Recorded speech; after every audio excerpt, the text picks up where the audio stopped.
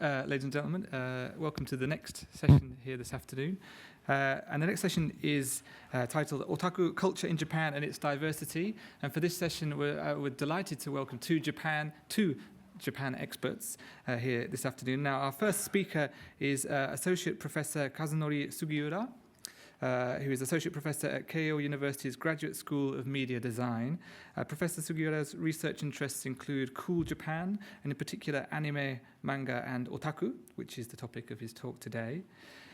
Following Professor Sugiura's talk, we'd like to invite Dr. Sharon Kinsella to come up and give her response to Sugiura's sensei's talk. And Dr. Kinsella is a lecturer in Japanese visual culture at the University of Manchester.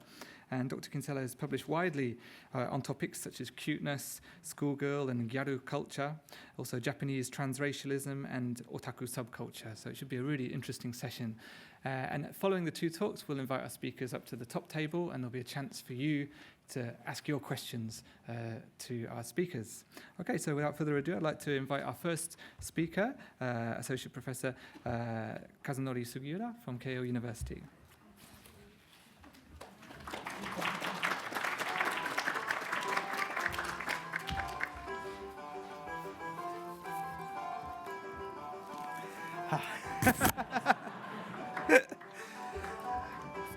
You're not going to see this many times when you go to Disneyland. Okay, so, hello. I'm sorry I speak the wrong English. My name is Kazunori Sugiura. Nice to meet you. And today I would like to talk about otaku culture in Japan and its diversity. Now, before I begin, I would like to ask you a few things. How many of you think you are an otaku? Oh, great. Now, for those of you who didn't raise your hand, you don't belong here. No, I'm just kidding. So, today, I'm the associate professor of Keio University, and you're going to be amazed that my profession is actually not otaku, but my major profession is digitized media content literacy, internet technology, and computer science. So it's kind of totally different, but it's really connected. It's really connected because nowadays, otaku people, they rely on internet technologies. All the content we see, we share we all use internet, right? But we still need a lot of things that we need to do to develop in order to have a better otaku life. And today I would like to talk a little bit more of these details, but first, since this is going to be my first lecture here, I'm not sure the diversity of people coming here today. So I would like to spread out with some otaku, the background and real potential of the general otaku people, the otaku creative. And another thing is that Japan used to be the center of otaku. Japan is the center of content of these otaku contents, but now it's not. Japan is not a center of otaku anymore. It's just one branch. It's more global. I see most of you raise your hands today that you are an otaku. That's one of the reasons, right? And also, I would like to discuss a little bit about how otaku are using internet technology to widen up their interest, and also understanding the tendency of otaku, and even how can otaku evolve into next step, how we can share more of creativity that otaku actually develops with their content, and how we can share it among others. These kind of things. But yeah, so this is me. And the thing is, I teach with these outfits. I teach all the lectures in my campus in cosplay. And I invite professors from other university. I invite very famous people, people who are influencing the otaku culture. I invite them. I let them do the cosplay with me and share their experience. And yeah, this is me doing the lecture. Yes. I try not to wear same cosplay within the amount of years, so all the students who are attending my lectures would never see me in same outfit. Yeah. And another important thing is well, for example, I made this. I didn't buy them. Yes, one of the things about otaku is the creativity. And I want students to understand the importance of creating and experiencing by themselves. That's why I tried to create my own costumes, or I tried to create my own mask, everything by myself. Yes, of course, with some help as well. And yes, but of course, I need to wear some fixed costumes that are really linked to the materials that I will be talking. For example, today, I'm wearing Alice because this country created this content. So I had no other choices but this. Oh, here are some pictures of me creating things. Yes, this is handcuff, or these, or even these masks. Yeah, it takes about months to create this, and a lot of experience as well. And yes, we do share these experiences to others, so that other people can also understand how to create these kind of things. Or these. And since my university, my department is a graduate school, and we do all the techie things as well. So, for example, this kind of accessories, we use 3D printing technologies. Yeah, 3D printing also needs an experience. And yeah, so so this is the video, a very short video of one of the lectures that I'm doing. That starts out with the tour in Akihabara, the center of otaku culture in Japan. How many of you have been to Akihabara, or how many of you have been to Japan? Ah, that's great, yeah. And I want students to experience as well, so I bring a lot of things to the lecture and to share it among others, to let them understand by looking, by touching, by feeling the evidence of creativity, and also experiencing it, like going to the conventions, trying to create their own thing, and trying to sell it, trying to share it among others, these kind of things. And also I bring a lot of important people who are actually working in their field to let them share their experience. Now, I know that most of you know the meanings of otaku, so I'm going to, yeah, actually I have like 66 slides here today, and I have only 40 minutes, so I'm kind of rushing a little. If you have any questions, or if you have anything, if you have something, please raise your hand. You can interrupt me at any time. This is my way of doing the lectures, so you don't have to worry about it. And so otaku in Wikipedia says the otaku is the definition who have been deeply influenced by subcultures, obsessive interests, particularly anime, manga, video game, and mixed subcultures, so-called geek. And I know that most of you here are otaku, but I'm interested in people who understand, experience, and enhances one's literacy, furthermore sharing it among others to re-innovate artistic creativity. So the difference between otaku and just the consumer is that otaku creates something. Consumer just consumes content.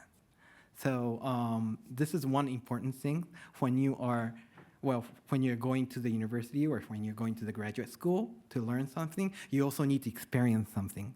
And that's one of the things that matters. So you can think the design, you can actually create something, and you can make it influential difference in the society with your creativity. So, what's the cool Japan? So this is one example. I know, how many of you never seen Hello Kitty? Right, yeah. So Hello Kitty is one of the very famous characters in Japan, and this is one of the collaborative work of Bandai and Sanrio.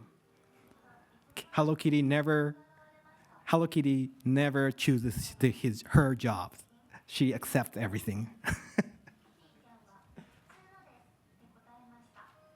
正直者はこれを受け継ぐがよいと泉の妖精が天を仰ぐと巨大な何かが現れました。これはもしや超合金ハローキティ。お前の行くべきところは分かっておるなと泉の妖精が告げると走行モードキティゴー。アッサラムアレイコンナマステ。あ、大変。海に落ちちゃう。 Well, you can watch this. It's on YouTube, so you can watch this at any time. So it's about 5 minutes, but if I use my 5 minutes here, I have to skip some of the slides, so I'm gonna go forward. And here are some of the Sanrio characters collaborating with the real company. For example, this is the airline in Taiwan called Eva Air, collaborating with yes, collaborating with Hello Kitty. And what you see on the far left is the gate specialized for Hello Kitty airplane. So whoever who has a ticket which have the Hello Kitty on it can use that gate with specialized content service signage system with the Hello Kitty, so you can interact with Kitty-chan to check in. Or how about the pictures on the top right? You know where it is? Do you have any idea where it is? Yes, it's McDonald's, but there's almost nothing. You can almost never identify McDonald's. What you can see is Hello Kitty, the Sanrio characters, right? And of course, the bottom part is the sign, the image, character, Hello Kitty, on collaborating with Eva Air in Taiwan. And another big thing is Hello Kitty have become the ambassador of tourism in Japan back in 2008. Usually ambassadors are person, right? Not characters. Or how many of you have seen Shin Godzilla, the newest Godzilla? Ah, yeah. And you know what? The Godzilla was given a residency in Japan. For those of you who have seen Shin Godzilla, I think, if I understand correctly, Godzilla destroyed almost everything, right? But he has a residency, and also he made a tourism ambassador. Yeah. So this cool Japan, along with this gross national cool, is a concept coined in 2002, back in 2002, as an expression of Japan's emergent status as a cultural superpower. But for the people who actually love the content, who create the content, the political agenda doesn't mean anything, right? They just love it. They just create it because they love creating these contents. And of course, with the government's help, it's more expanding, not only in Japan, like in Taiwan, for example, yeah, worldwide, yeah. And of course, these otaku, these people, are influencing globally. not only in Japan. Well, this is in Japan. Now, take a look at this Oricon single top 10 in 2015, the last year. So this is the music top 10 list in Japan last year. What you see here is the three-letter alphabet combined with two numbers. How many of you know AKB48? Yeah. And or something with the characters and the numbers combination. So you can see only Arashi is on number 9, and all the others are the similar thing. Most likely AKB48 and or their associates, right? Or take a look at Joy Sound Karaoke. So like taking a look at karaoke best 10. Now, some of the songs are from anime. And in the 9th place, it says Senbon Zakura. This is a song not sang by human beings, sang by computers, sang by Hatsune Miku. Vocaloids, right, yes. So, yes, we do karaoke for not idols, but the computers. And funny thing is, the Senbon Zakura, it was 2nd place in 2013. And the Toyota actually used this song in their commercials of their cars called Aqua in Japan as well. And yeah, so that's how contents are influencing the industries or services or creativities. And these evolution are in behind that there is a common thing that they have trying to evolve, trying to recreate things, and that is because they want to understand what's the common sense in these kind of creativities. And well, after World War II, Japan understood the cultural complexity. Japan is underdeveloped, culturally behind, and they want to follow up and hopefully overtake other countries by means of cultural creativities or enhancement. And they thought understanding, learning all the other cultures, all the other industries is one of the examples. And then extracting the portion of these identities in creativities and justifying it into Japanese cultures. It's called simulacrum. So for example, how many of you know maid kissa, maid cafe? Yeah, it's very popular in Japan. And the thing is, the original essence of maid in maid cafe, there's none, right? Maid doesn't do that kind of thing. Well, sometimes, but the important thing is they just took the essence of maid, like cuteness or the fashion or characteristic, royalty, these kind of things, and they just add that to a cafe service to recreate another service from the traditional culture, to recreate a new culture. So these kind of recreation is one of the things that is common in otaku cultures. Another thing is these three combinations. One is the location. Otaku people need to be allocated in a very good place where they can see, buy, and sell these contents. So they can get hands to these contents or service or applications. Real otaku goods, real contents, and where the place, antenna location where they can receive latest information, where they can share their latest information. Another thing is that's the real physical location. However, they also need a virtual location where digitally distributed content can be shared rather quickly. So they need to have a very high-speed network or a very good network, digital network, in order to have a good access to digital content. And among all, where they can peacefully enjoy or create their content. Yeah.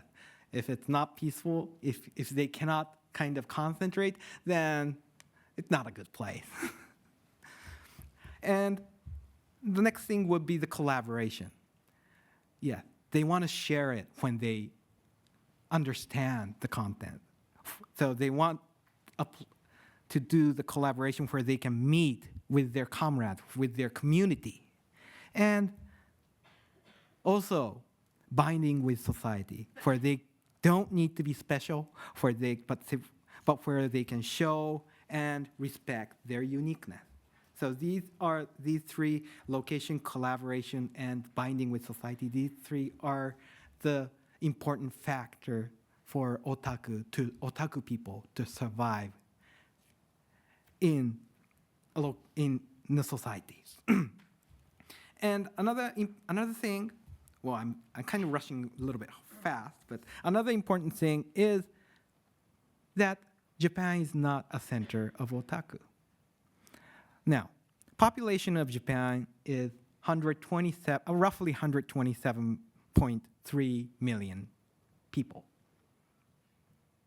Now, population of otaku who can speak Chinese as one of native language in worldwide is roughly 350 million people. So that's even larger than the total population of Japan, right? So in means of population, the people who are interested, who are actually doing something based on otaku content, majorities are not Japan, it's other people, other than Japan. And of course, I said here, population who can speak Chinese. I didn't say China, right? Because Chinese people live everywhere. But when you take a look at the continent, a country called China, how many of you are actually from China? Yes. They have the Great Firewall in the internet. It's quite hard to retrieve information without censoring, right? So they have their unique service. Like we have Twitter here in Western countries. They have Weibo in China, right? So, and I do have Weibo account right here. Yeah, so that I can also collaborate with Chinese otaku people. And for them, for otaku people, Great Firewall doesn't mean anything. They can just bypass. They know a way to create things. They know they always struggle to share these kind of facts, right? And we also, on our outside of Great Firewall, we also try to get over this firewall to have a good collaboration with them. For otaku people, political agenda doesn't mean anything. They're just interested in content, and they just want to share, and they just want to accelerate their motivation to recreate things. And that's why otaku people recreate, re-innovate, reinvent, and trying to keep this spiral of creativity. Now, I'm wearing Alice today. Yeah, Alice is originally written by Lewis Carroll. And when it went to United States, the Disney animation, they created this kind of style in the middle, and then it came to Japan, something like this. And this is a simulacrum. So yeah, the size of the eyes, yeah, exaggeration, the cuteness factor. Yeah, you can kind of image how it's like. But this is not it. This is not the end. So it came to Japan, and then it came back to US again. Something like this. So this is a book released 3 years ago, Alice Adventures in Wonderland. And it seems like a Japanese person draw this back cover, right? However, this illustration are done by American. And yes, of course, she or he, the illustrator, respects Japanese anime manga cultures. So, but she also has her own creativity. So it looks very Japanese, but some portion of it is American. It's recreated. So it kind of, if you're Japanese, if you're used to Japanese content, it seems very natural, but there's a little difference in the content. And that's the recreation. That's the recreation of content with another regional aspect. And of course, these kind of recreation, otaku people love sharing it among others. And again, people, the otaku, create content and they share it in the convention.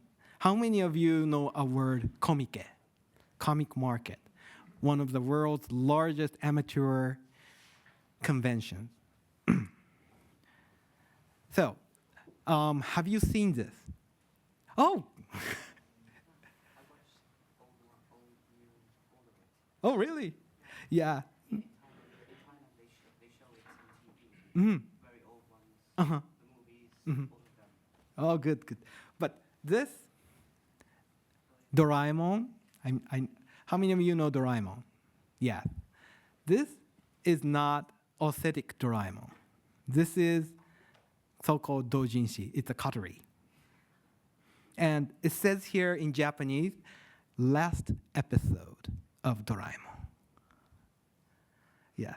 It's not by original authors. And there's a rumor that about 13,000 of them are being sold for this particular content. And the original publisher actually tried to sue this author, but they didn't. Do you know why? Because if they tend to do that, the meaning of these contents are recreation, and they just deny the facts about the recreation process if they sue it, if they try to stop it. They just kindly told them, try not to create things that are too similar to original contents. Well, this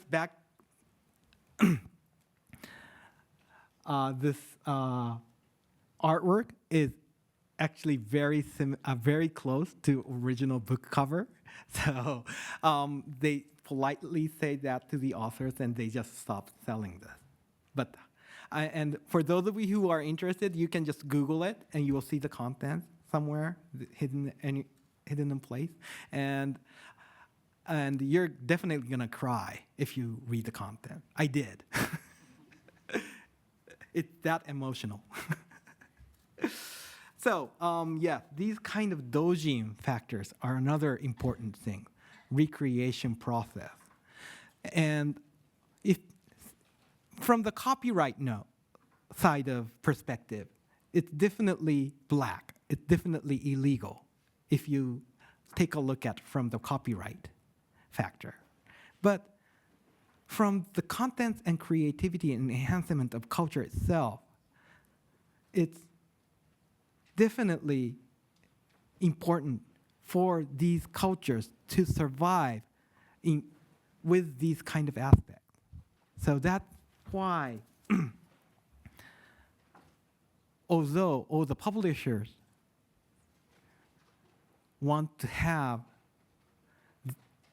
a law to protect some portion of copyright, but again, at some point, at some part, they also want to encourage to do these kind of things for the people, for the creators. So the culture itself will accelerate. And here are some of the pictures of the Comic event. Let's take a look at numbers. The Comic is held twice a year, in summer and in winter. There will be one this winter from December 28th to 31st. And for that 3 days, more than 600,000 participants will arrive and share their content. And this is the official number. Unofficially, these numbers are much higher. The reason for that is because, for example, this room here, it has occupancy limits. You can't put too many people. So I think there's a level at some place with a maximum occupancy. And if you add all that maximum occupancy of the venue of the event, it adds up to this number. So basically, it's much higher than it says in official. It's about 20 or 30% higher. And in these 3 days, 8.8 million materials are sold. And average cost of each material is about £5 or US $7. So if you do the math, you will understand how much money will go from one place to another in this 3 days, starting from 10, ending at 4.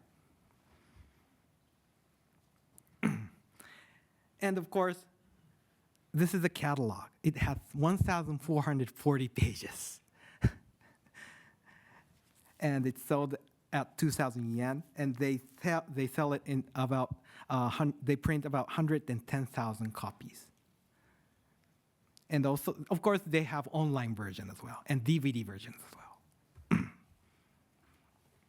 And for the people who want to share the content, they offer a deck of about 90 centimeters by 45 centimeters with 2 chairs to sell whatever they want, but limited in that place. And they allocate you in one of the boxes you see in the venue. Each box represents 2 booths, so it actually doubles the participants. This is the video of a first train arriving at the venue at 5 a.m.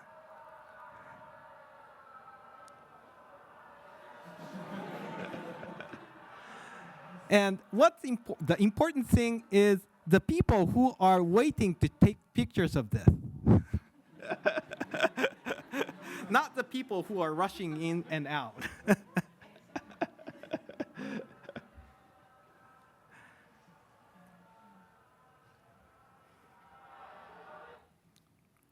Here is another example.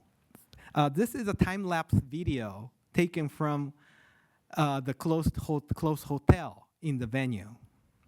It starts from midnight until noon.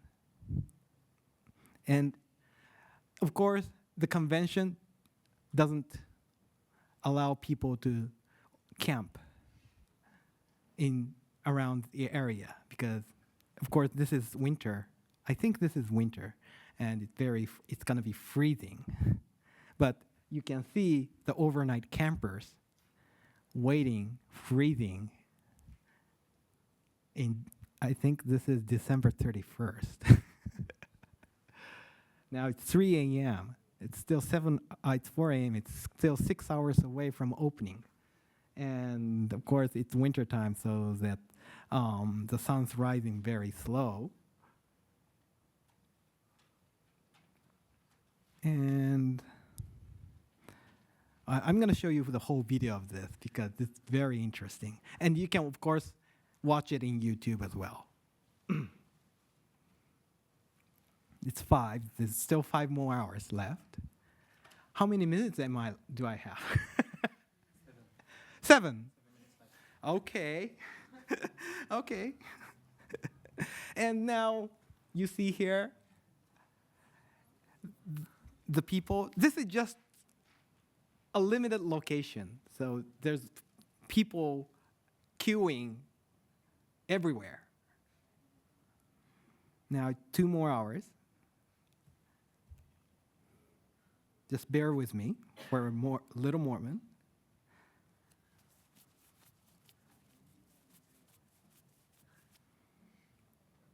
Amazing thing about this is the management. You're gonna see how it's being managed by looking at people's moves.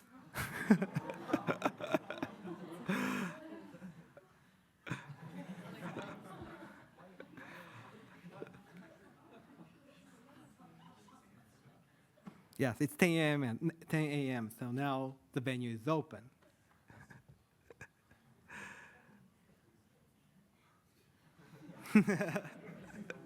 Right. Now I'm told that I have 5 minutes, so I'm going to skip some of the slides here. Now, another important thing is that otaku people does have a problem. It's about content consumption. Yes, YouTube was born in 2005. It's only 11 years ago. Did you know that? It's only 11 years ago. It doesn't have a long history. How many of you know Nico Nico Doga?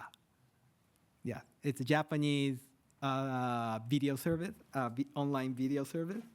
Started in 2006, so it's 10 years ago. This is a Chinese version, Bilibili. It started in 2009. So the history of sharing content via internet, especially videos and audios, it's not that old. It's only 10 or 11 years old. However, all these contents are consuming so rapidly, and all the value of contents are going lower and lower because of the internet technology sharing, and among others, is kind of creating otaku people trying really hard to understand the content, but they don't have time to recreate things. And that's maybe the problem here we have today. They have a whole bunch of content. There are more than 60 anime programs in this fall in Japan. And usually, people cannot watch that many content unless you're not working or you're so-called NEET or whatever. So that's another problem. Yeah, the personification. This is a very traditional recreativity, like God, myth. These are the personification. Or I know most of you understand the Hetaria, personification country, and what's on the far right is the personification of cockroach.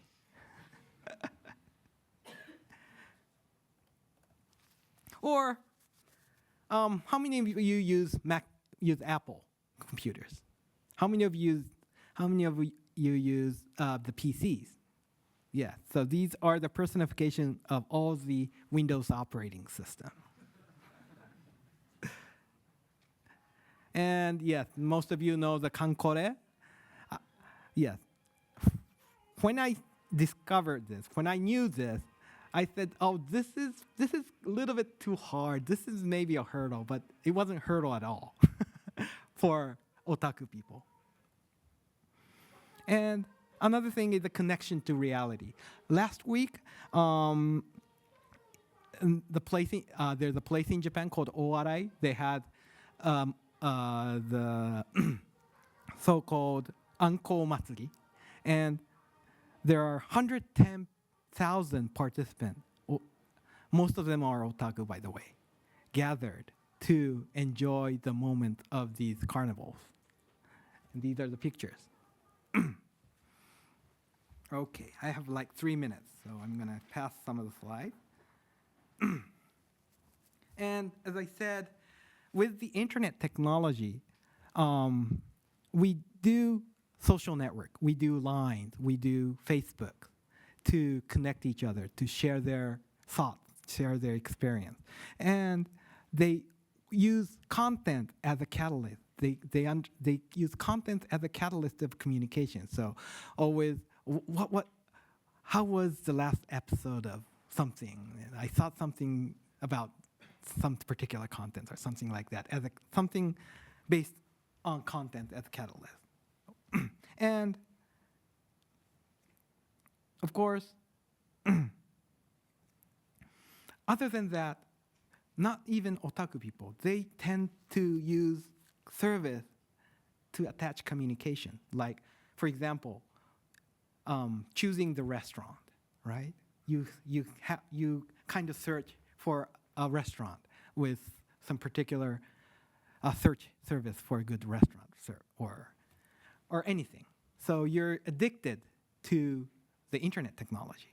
And another important thing is the so-called TTL, time to live, the lifespan of content itself, because all the contents are coming and going out, born and dying in a moment of time.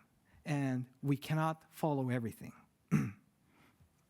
So the quality, the impact of content are relatively lower than like before. And otaku don't collect anymore. 10 years ago, otaku spent like 800 pounds, and in 2004 it was like 500 pounds, 400 pounds, I would say, for otaku collection in 2004. Now it's like 170 pounds, I would say 25,000 Japanese yen, because everything, they can get it on the internet, and they don't need to have a physical evidence for the content.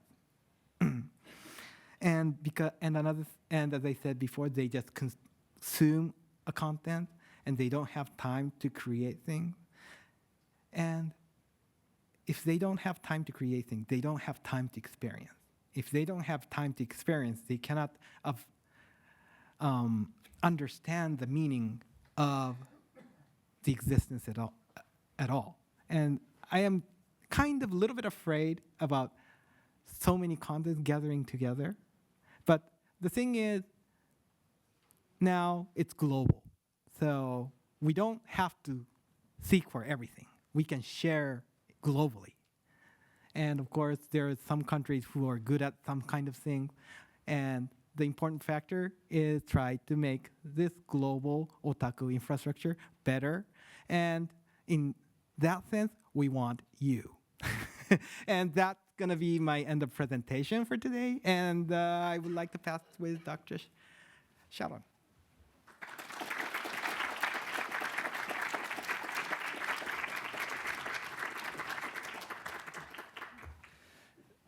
Thank you, Professor Sugiura, for a very fascinating and colourful presentation. Then, I'd like now to invite our second speaker, Dr. Sharon Kinsella from the University of Manchester, to give her response to Professor Sugiura's talk and also to add her own comments on the theme of otaku. Just move right. Hi, hello there. I'm probably going to showcase today for you the relatively sober world of English education at university, because I'm going to make some of my slightly more boring sociological comments around just a small area of otaku culture, but hopefully they'll be interesting to some of you who like to get inside things and understand them more.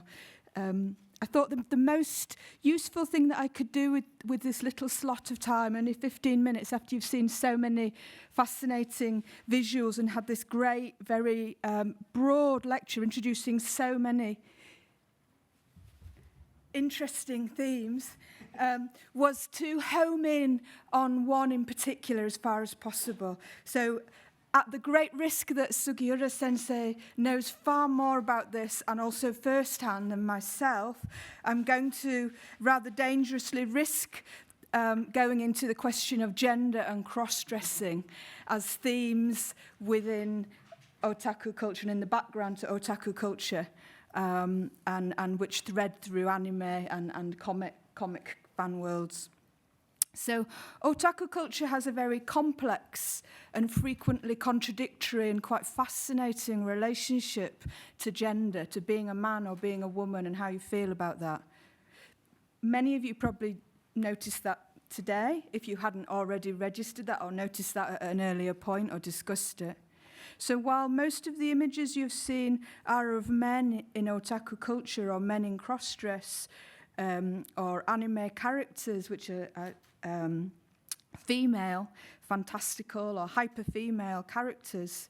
In fact, the majority of the participants in the doujin or comic fan world, which Sugiura Sensei has shown you some images of at Comic Market, in fact, the majority of the participants, around 2/3 from the very beginning, actually, of Comic Market in the 70s, are women. So a lot of this creativity and this output is actually female. I'm not making this comment in a sort of feministic sort of way. I'm just making this comment to make you aware that what we think of and what we describe discursively in Japan as otaku bunka, otaku culture, and what circulates globally as this idea of maybe originally, if not so much today, as coming from Japan otaku culture, is actually the male wing. It's the male portion of otaku creativity. It's not the other 2/3. And those of you who are already into BL or yaoi and who like girls' comics will probably already have a different idea about what otaku culture looks like, because there are, of course, other forms of female otakuism, or more commonly they're called rotten girls, fujoshi, and they're images of gender as well. So today I'm going to... Whoops. There's a girl. This is historical archive material from Comic Market in the early 90s, which is when I first started going, quite a while ago. And you can see their costumes are not quite as cool as the present period. People have been learning as they go along. So just to summarize, what is very broadly identified as otaku culture outside globally, and which forms part of J-Cool, is really the sort of male part of this subcultural world. And I would suggest that if we want to get much closer, in truth, at understanding some of the emotional and the psychic sources, or even the experiential sources of the interests, the desires, the complexities expressed through otaku creativity, through gendered performances, we need to think a lot more about the social background and context to this culture in the second half of post-war Japan. I could say late post-war, but we really mean everything from mid-70s, 80s, the earliest period, but speeding up and much more 90s, 2000s. So we're looking at the last 25 years in Japan. So that is, we need to not only look at the technological prehistory, we don't need to just look at Akihabara or the prehistory of video games or things like this. We actually need to look at the social and economic pressures and impacts on the people who engage in otaku culture.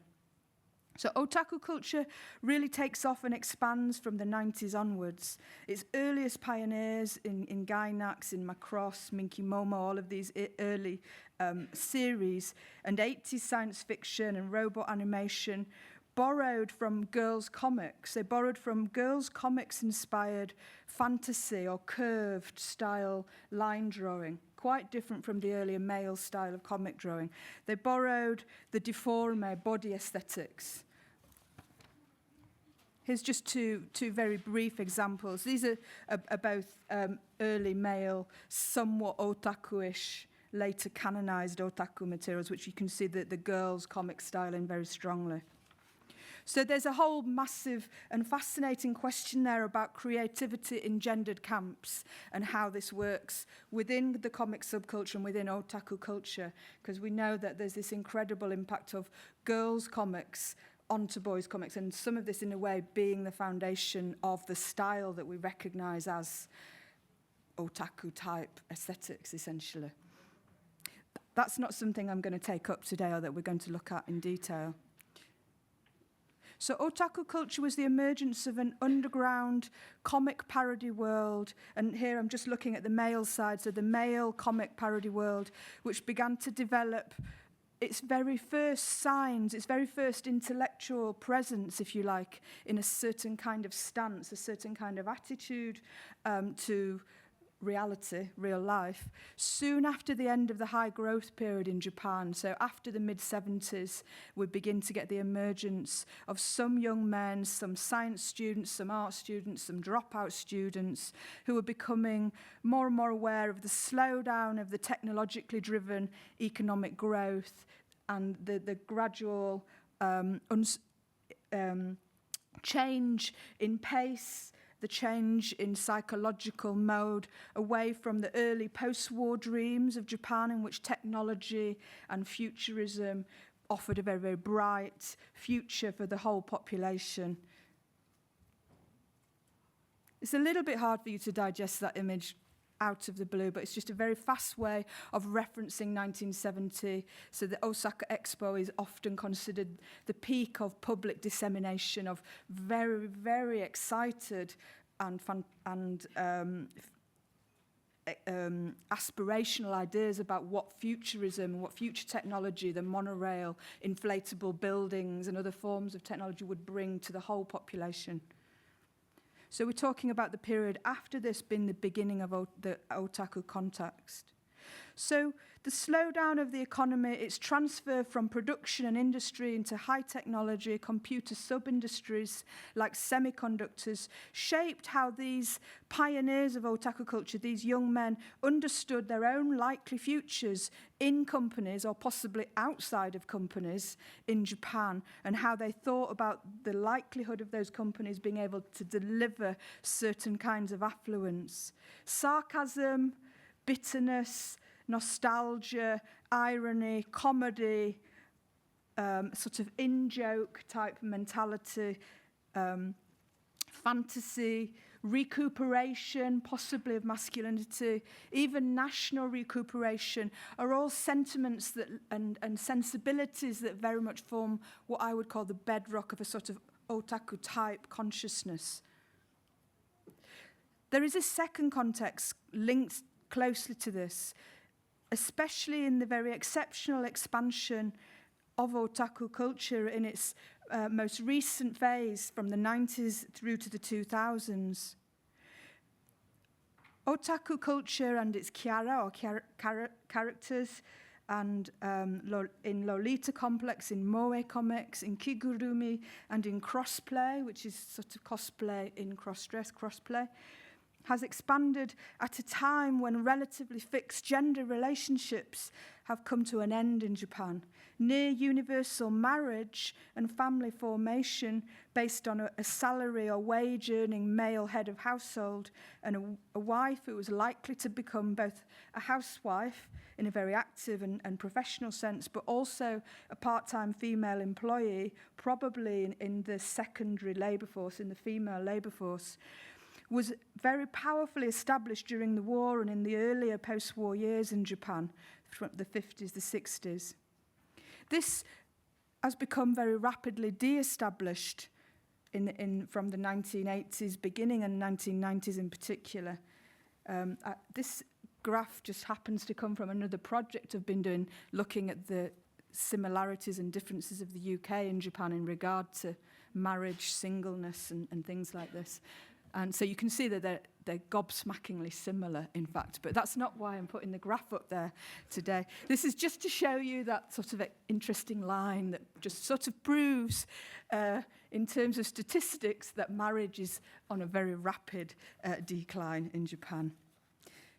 So those reliable and fixed gender paths and expectations have gradually given way to a more diversified and less guaranteed field, both of company employment but also gender relations and domestic relations.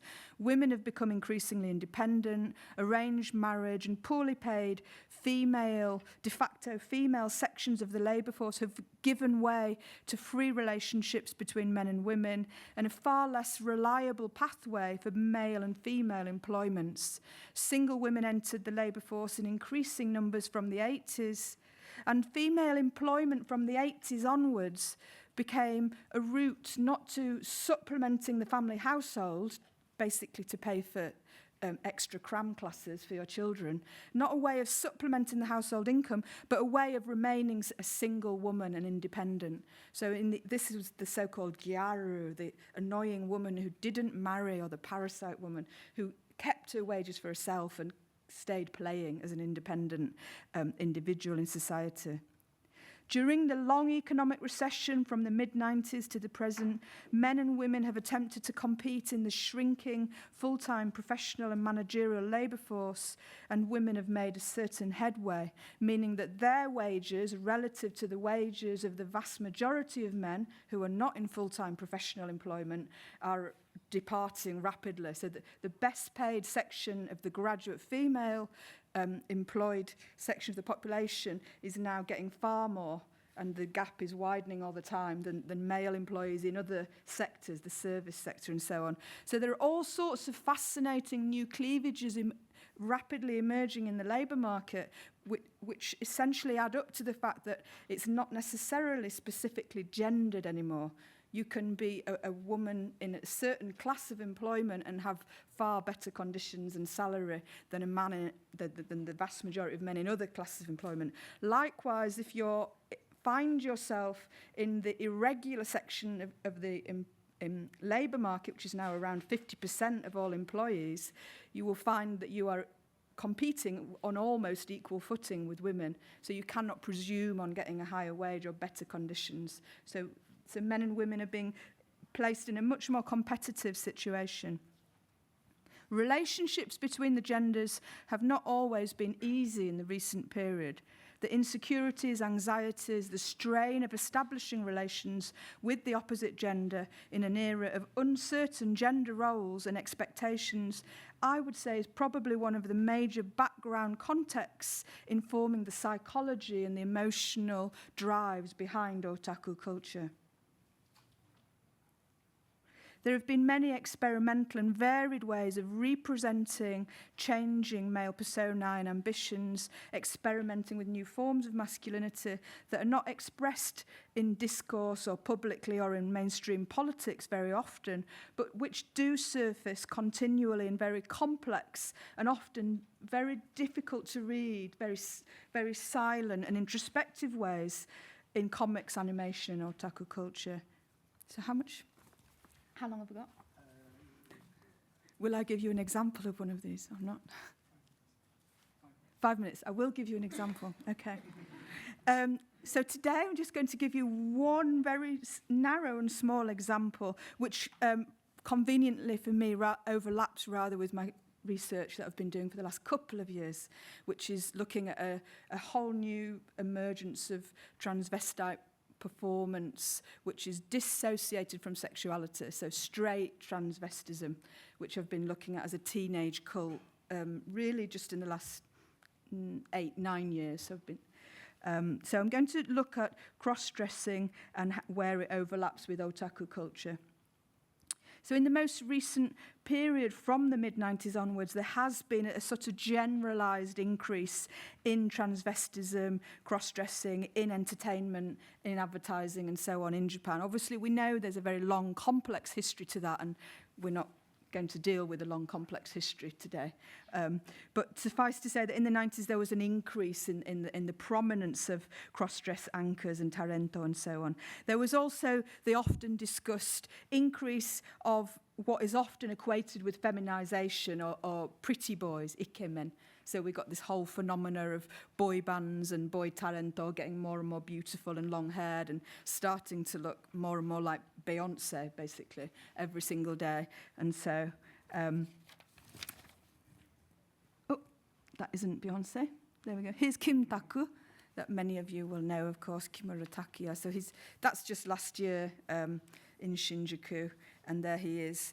Instead of the female in Blade Runner looking over the Oriental city, we have instead Kim Taku, the very feminized and well-made-up young guy looking over the cityscape instead.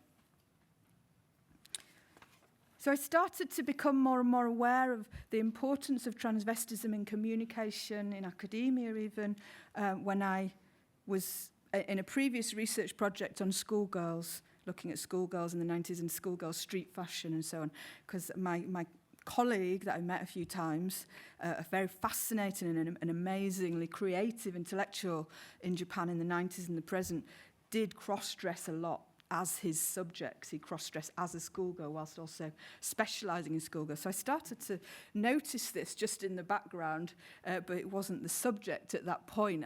I just vaguely registered that he was wearing a uniform. And then I started to look at this more and more in the 2000s, and here's another example of a very popular comedian, Gori, who developed an alter ego as a schoolgirl, and he's there as Gorie. There are numerous examples.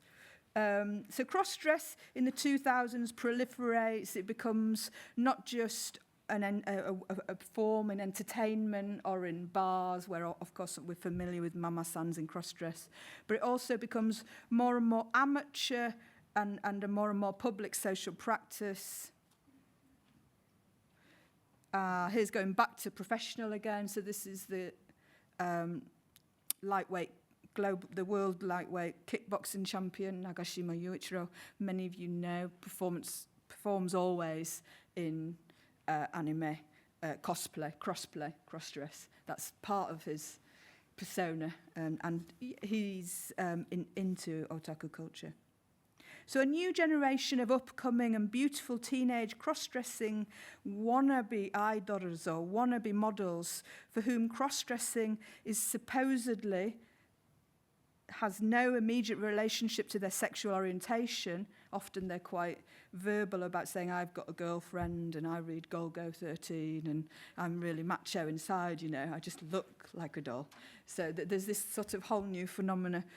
This begins to emerge around about 2006, 2007, and these people are called josso, which comes out of queer and gay language of the past, but it is in the present period basically means a teenage or 20-something bloke who regularly cross-dresses for personal entertainment, for cultural reasons, but maybe also, this is my consideration, for financial reasons. A lot of these guys are from relatively impoverished backgrounds, so there's something very complex going in maybe what drives them to this. So this was showcased, this was picked up by the Japanese media, which is excellent at picking up new trends and blowing them up into enormous, great big phenomena. It was picked up by Gakko Eiko, the leading variety show. So 2008 to 2009, Let's Go to School, Gakko Eiko had Josso Paradise, in which the teenage boys would come in and cross-dress and they'd get judged on how good or bad they were at how much they passed. And they had all kinds of things they had to do. They had to go through Shibuya and not get caught. They had to do a print club sticker. They had to eat crepe like a girl, enjoy it with the innocence of girlhood. So there's a whole thing here about what it means to be a girl, to enjoy this carefreeness. So here's some images of, so for a brief period, there was also something called the Kessho Danshi competition, which is kind of linked again to the attempt of certain industries to commercialize the josso, the underground josso emergence. And this is the Cosme website for 2010. So you can see they're really very, very cute indeed. They're not really cross-dressing as women. They're cross-dressing as girls, cute sort of girls. They're cross-dressing essentially as AKB48. Yeah, their goal is to look like a cute female idol, more or less. So from the mid-2000s, new cross-dress themes emerged in the highest circulation boys' comic magazines. It became known as Josso Shonen, or cross-dress youth youth with the kind of masculine sort of meaning to it. Cross-dress youth comics featuring cross-dressed lead males who looked identical to Bishoujo cuties. So as an image, the theoretically, biologically male and female characters were difficult or maybe impossible to differentiate. Josso shonen comics were accompanied by an increase in cross-dressing at doujinshi and amateur comic conventions where cross-dressed cosplayers could be cute and shout out "Moeru" and do little hearts and pose in a cute way for photographs. So this is Yubisaku Milk Tea, which was serialized in Manga Action, 2003 to 2010. It's a comic I would normally associate with really quite masculine blue-collar blokes and sort of like bawdy campus series, but not in this case. Yubisaku Milk Tea was a big hit. So they obviously had some other desires and thoughts and complex feelings about women, and this appealed to the readers. What happens in this series is that the lead character, Ikeda, fills in for his sister on a modelling job. Somehow the agency don't notice it's actually a boy and not the girl. But anyway, he manages to pull it off. He manages to seduce an uncommunicative and clever girl in his class who's been hurt by men in the past. So she's very cold. She's one of those cold types. And he dresses up in feminine attire, and this is what the basis of their relationship is, her being able to help him cross-dress. And this forms a material, it forms an experience which can actually form a relationship between them. So there's another series, another example, very popular. Do you know this one? Otome wa One-san. The maiden loves her big sister, and that's me because the big sister is written in the character for I. So this plot series is one in which the lead character dresses as a girl to have a beautiful and technically design, in terms of design, what looks like a lesbian romance with a cute and demure girl that he loves. So could cross-dress narratives also offer another way of thinking about modifying masculine behaviour to find a way back to having relationships with real women? The transvestite pursuit of otherwise unattainable romance forms the main theme of some of the Josso shonen anime and manga series. It also forms the main theme of a recent movie, or not so recent movie, 6 years old movie now, 7 years old movie by Sono Sion. So this is a theme that overlaps with otaku culture but is also more broadly there. This would be more the art avant-garde end of cinema. Of course, a completely different audience, but interestingly, thematically, very similar content. So this is Love Exposure, Ai no Mukidashi, and the lead character, Yu, is a beautiful schoolboy who, for a period of time, goes pervert and starts stalking and harassing girls and is deeply unpleasant, and is then eventually driven by his love for one girl to switch into female drag, and he performs as a cult feminist female hero from 1970s movies. So it's actually a real heroine that he picks up. He performs as Sasori from the 70s cult movies, who's a sort of man-killing woman, lead female character, and through masquerading as Sasori and fighting alongside the girl, he is able to, again, establish a relationship with her, and eventually they get together and survive and develop a relationship. So this is a scene where he's just about to get a kiss from Yoko, who believes that he's an older woman defending her. Finish? Okay.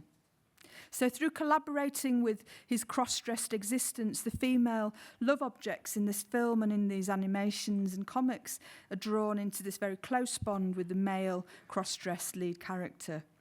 And I'm going to leave you there at that point so that you've got time to ask questions, and hope you've got something out of it and enjoyed it.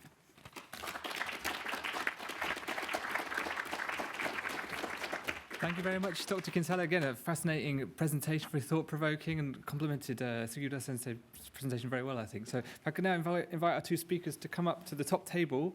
We'll have about 5 minutes. We're going over a little bit, but I think I'd like to give you all a little bit of time to ask some questions to our speakers. So if anyone has any questions, please put your hand up and a mic will be coming around.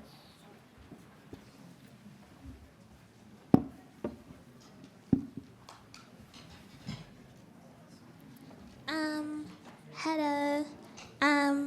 I've been doing quite a lot of research on kind of like the importance of female characters in anime and manga, and kind of like how narratives that feature a lot of female characters are kind of like enjoyed by both males and females, which is kind of like common in Japan but not as common overseas.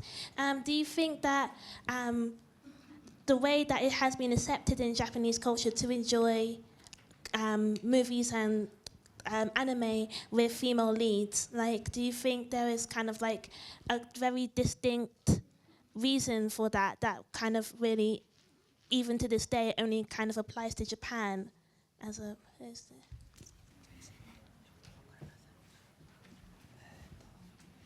Can I just clarify your question? Did you say, Yeah. is there a reason why most of the lead characters are women? Yeah, basically? like as opposed to in other countries where kind of like for animation and movies, animated movies, having a male lead is kind of like the standard, but in Japan it's kind of like Western fans have kind of like accepted the fact, like when I watch anime, I don't really question the fact that there was a lot of female characters in the show, but when I then go look at cartoons and then I see that there might only be one female character within the entire series, it kind of like brings me back and makes me realize kind of like how much female characters are kind of like in. I think there's a very interesting theorist in Japan called Saito Tamaki. And he estimates that in the 90s, I think something like 80% of all animations had a female fighting warrior lead character. So you're right, it is the case that nearly always most of the characters are young girls. Yeah, and another thing is about the current animation in Japan is about 75% of anime content are for females right now. Yeah, so generally it's kind of converging, it's kind of shifting. Yeah, so yeah, there is one thing in common is as you said, but in another factor, there are a lot more content for females right now, trying to balance, as I would say. That trend will then continue onwards, or do you think there'll be another shift where it becomes more balanced? Yes, yes.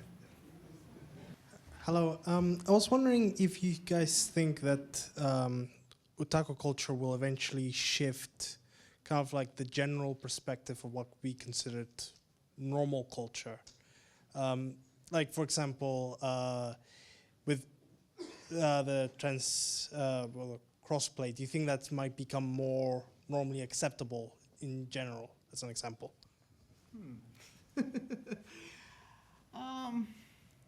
Well, that's a unique question, I would say. Well, for otaku, if it becomes very natural, I think they'll seek for more exciting new things.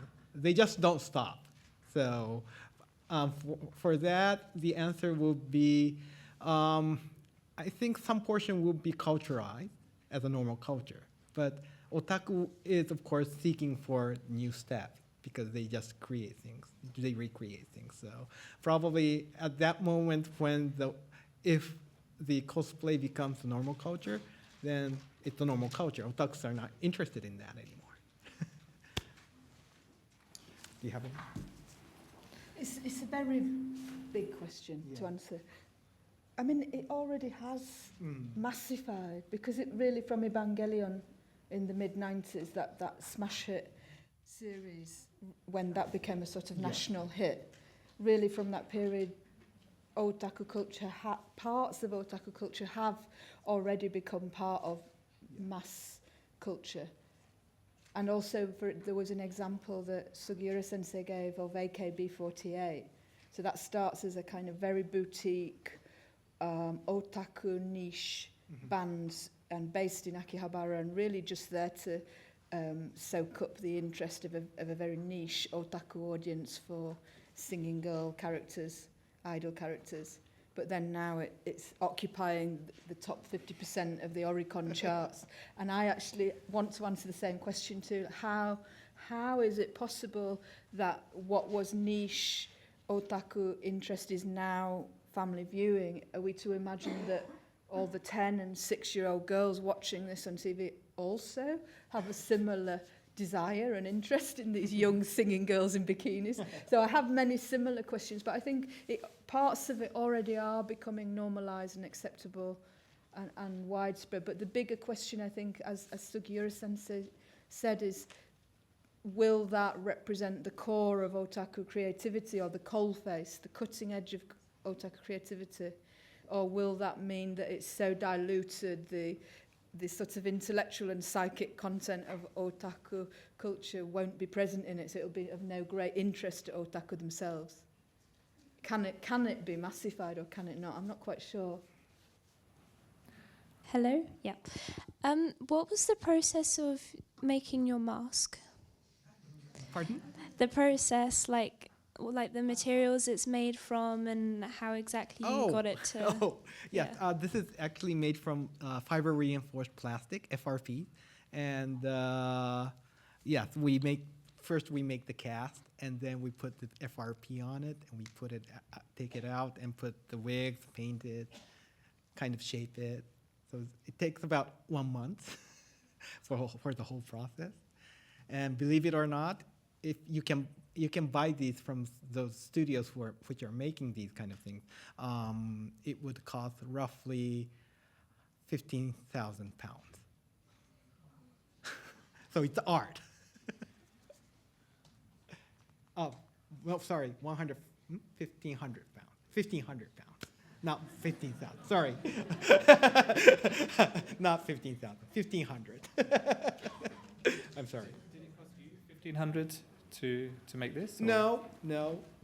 how much money did you spend? I don't want to make enemies. Well, if you make this from all the materials, I would say 300 pounds, 200, 300 pounds tops. But you also need a lot of experience to make this happen, so yeah. Okay, I'm afraid we've run out of time, but I'd like to say a huge thank you to our two speakers, Professor Sugiura and Dr. Sharon Kinsella.